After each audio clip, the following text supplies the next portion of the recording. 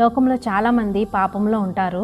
అది ఎలాంటి పాపం అంటే దొంగతనం అవ్వచ్చు, లేక చెడుతనం అవ్వచ్చు, లేక తాగుబోతు తిరుగుబోతులుగా రకరకాలుగా ఉంటారు. బూతు మాట్లాడుతూ మరి ఏదైతే బ్యాడ్ హ్యాబిట్స్ ఉన్నాయో అన్నీ కలిగి ఉంటారో వాళ్ళు కొన్ని సందర్భాల్లో ఎప్పుడైనా మరి ఎవరి మాటలైనా వినొచ్చు, దేవుని వాక్యం వినొచ్చు. వాళ్ళు ఏమనుకుంటారంటే నేను మారాలి అనుకుంటారు. చాలా ట్రై చేస్తారు, కానీ మారడం చాలా కష్టం వాళ్ళకి. మరి ఇలాంటి పరిస్థితుల్లో దేవుడు దగ్గరికి వచ్చి నువ్వు ప్రార్థన చేయి, లేదా నీ పక్కన వారు కానీ నీ ఇంట్లో వాళ్ళు కానీ నీ చుట్టూ అలాంటి వాళ్ళు ఎవరైనా చుట్టుపక్కల ఉన్నా కూడా వారి కోసం నువ్వు ప్రార్థన చేసినప్పుడు ఈ దేవుడు ఈరోజు మాట్లాడుతున్న మాట ఏంటో తెలుసా?